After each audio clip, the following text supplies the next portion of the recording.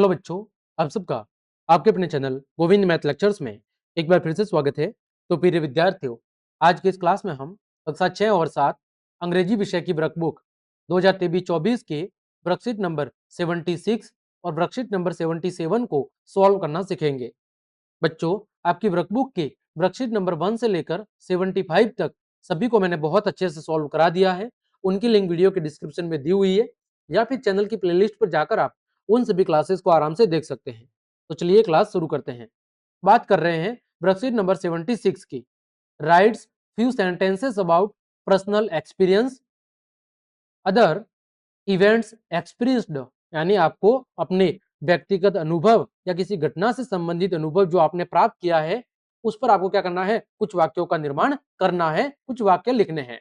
देखो, discuss about your village या city with your friend and right sentences. ठीक है, यानी आपको अपने गांव या शहर, ठीक है, उसके बारे में अपने मित्र से चर्चा करनी है और फिर उस पर कुछ वाक्यों का निर्माण करना है। आपको अपने गांव या शहर से संबंधित अपने मित्र से चर्चा करनी है उस बारे में और उस पर कुछ वाक्यों का निर्माण करना है। जैसे यहाँ पर देखो, कुछ शब्द दिए गए हैं, जैसे माई विलेज और सिटी, ट्री और या फिर कह सकते हैं प्लांट्स, शॉप, फेयर, फेयर का मतलब क्या होता है, मेला, शॉप का मतलब क्या होता है, दुकान, नेम, फार्म, फार्म का मतलब क्या होता है, खेत, गार्डन का मतलब क्या होता है, बगीचा, फेस्टिवल का मतलब क्या होता है, त्योहार, स्कूल, एनिमल, एनिमल का मतलब क्या होता है, जानवर, ठीक है, हॉस्पिटल का मतलब सब जानते हैं, अस्पताल, और फ्लाईओवर का मतलब क्या होता है, पुल। ठीक है, अब देखो हमें कुछ वाक्य लिखने हैं अपने गांव पर। देखो मैंने पहला वाक्य लिखा है, my village name is Anadra, मेरे गांव का नाम क्या है, अनाद्रा है। दूसरा, there is a senior secondary school, वहां पर क्या है, एक उच्च माध्यमिक विद्यालय है, मेरे गांव के अंदर एक उच्च माध्यमिक विद्यालय है। तीसरा, my village is surrounded by trees, plants, green fields, animals, garden and shops, मेरा जो गांव है वो चारों तरफ से पेड़ पौधों, हरियाली, हरे भरे खेतों, ठीक है, साथ ही साथ जानवरों, बगीचों, शॉप्स, दुकानों, उनसे क्या हुआ है, घिरा हुआ है। मेरे गांव के अंदर ये सारी चीजें मौजूद है, बहुत सारे पेड़ पौधे, प्लांट्स, ग्रीन फील्ड्स, हरे भरे खेत हैं, जानवर है, बगीचे हैं, दुकानें हैं, ये सारी चीजें मेरे गांव के अंदर मौजूद है। अगला है, every year a fair of Amba माता जी आर ऑर्गेनाइज्ड, हमारे गांव के अंदर प्रतिवर्ष अंबा माता का एक मेला भी आयोजित किया जाता है। ऑर्गेनाइज्ड का मतलब क्या होता है, आयोजित करना। हमारे गांव में प्रतिवर्ष अंबा माता जी का एक मेला भी आयोजित किया जाता है। A small hospital is also available in my village, कि हमारे विद्यालय के अंदर एक छोटा सा अस्पताल भी मौजूद है जहां पर जो बीमार लोग हैं वो क्या कराते हैं, अपना इलाज करवाते हैं। तो इस तरह आपको अपने गांव पर कुछ 5 से 6 वाक्य लिखने थे। ऐसा नहीं है कि मैंने लिखे वो के वो लिखे हैं, आपको अगर दूसरे वाक्य और आ रहे हैं जो सरल है तो वो भी आप लिख सकते हैं, सब वाक्य सही है। ठीक है, आगे बढ़ते हैं। वर्कशीट नंबर 77, यहाँ पर देखो क्या दिया हुआ है, रीड टेक्स्ट विथ कॉम्प्रिहेंशन, समझ के साथ क्या करना है, इन टेक्स्ट यानी शब्दों को पढ़ना है। ड्रोज कंक्लूजन्स, वहां से निष्कर्ष को निकालना है, ड्रॉ करना है। एंड आर्टिकुलेट्स ओपिनियंस इंडिपेंडेंटली, और अपने जो विचार हैं उनको स्वतंत्र रूप से क्या करना है, व्यक्त करना है। देखो, do you see people chewing tobacco और गुटखा और smoking cigarettes in your village, आपने देखा होगा कि आपके गांव के अंदर कई सारे लोग टोबैको खाते हैं, तंबाकू खाते हैं, कई लोग गुटखा खाते हैं, कई लोग आपकी सिगरेट पीते हैं, ये आपने आमतौर देखा होगा। फॉलोइंग आर सम एडवाइस, नीचे कुछ सलाह दी गई है, एडवाइस का मतलब होता है सलाह। Choose the appropriate one that you would like to say to them and write in down in the columns next to, यहाँ पर क्या करना है, आपको नीचे जो कुछ एडवाइस सलाह दी गई है उनमें से जो सही चला है, जो सही एडवाइस है जिसे आप उन लोगों को देना चाहेंगे, उन्हें आपको टिक करना है और उसके बाद नीचे जो खाली जगह दी गई है उस खाली जगह के अंदर आपको क्या करना है, उन्हें लिखना है। ठीक है, देखो स्टेटमेंट्स यानी जो वाक्य है या जो कथन है वो आपके सामने दिए गए हैं। पहला कथन है, tobacco is good drug, it keeps up healthy. कि जो तंबाकू है वो एक अच्छा ड्रग है, ठीक है, कि और ये हमारे स्वास्थ्य को अच्छा रखता है। क्या ये वाक्य सही है? बिल्कुल गलत है। तंबाकू क्या है? एक अच्छा ड्रग्स पदार्थ नहीं है, नशीला पदार्थ नहीं है। ये हमें अच्छा स्वस्थ नहीं रखता है, बल्कि क्या कर देता है?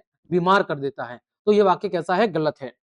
दूसरा वाक्य है smoking can cause, smoking can cause lung cancer, you should not do it.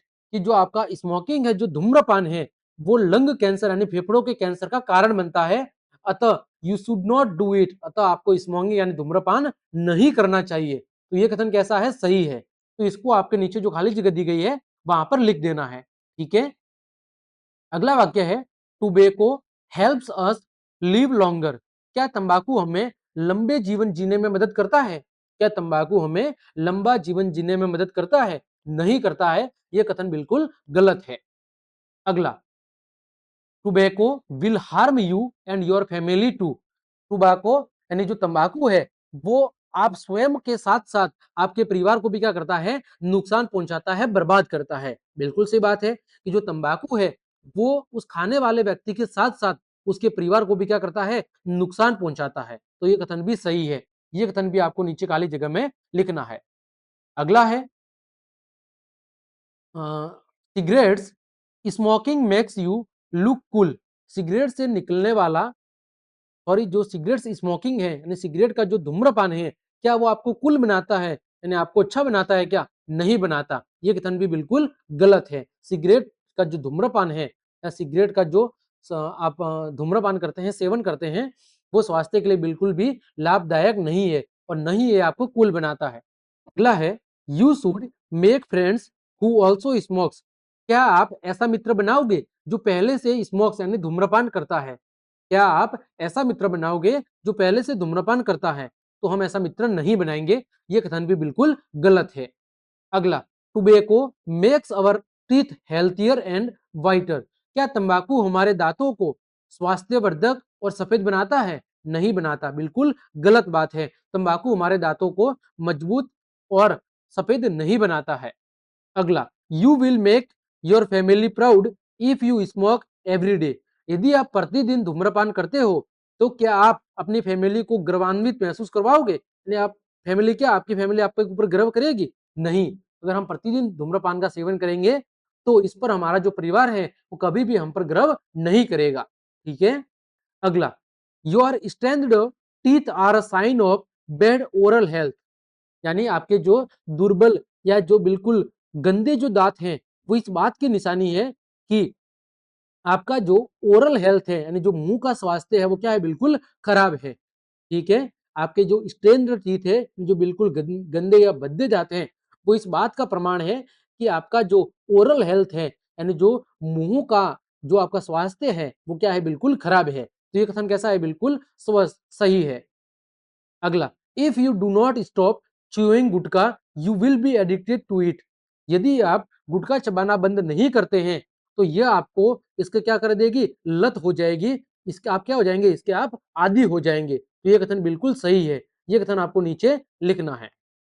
I request you to give up this bad habit. मैं आप सबसे रिक्वेस्ट करता हूं कि इस तरह की जो बुरी आदतें हैं उनको आपको आज ही छोड़ देना चाहिए। तो यह कथन भी कैसा है? सही है। तो इनमें से जो सही कथन है जो हमारे स्वास्थ्य के लिए लाभदायक है उन बातों को आपको नीचे खाली जगह के अंदर लिखना है, ठीक है। एक तो कथन नंबर 2 है, एक कथन नंबर आपका 4 है, फिर आपका कथन नंबर कौन सा है? 9 है, फिर कथन नंबर 10 है और कथन नंबर 11 है। इन सेंटेंसेस को आपको नीचे दी गई जो खाली जगह है उसके अंदर लिखना है, ठीक है बच्चों। तो इस तरह हमने आपकी वर्कशीट नंबर 76 और वर्कशीट नंबर 77 को बहुत अच्छे से सॉल्व करा दिया है। उम्मीद करता हूं दोनों वर्कशीट आपको अच्छे समझ में आई होगी। तो क्लास देखने के लिए आप सभी का धन्यवाद। यदि आपको मेरी क्लास और मेहनत पसंद आई है तो बच्चों लाइक, कमेंट, शेयर और सब्सक्राइब जरूर करें। आज के लिए इतना ही। जय हिंद, जय भारत।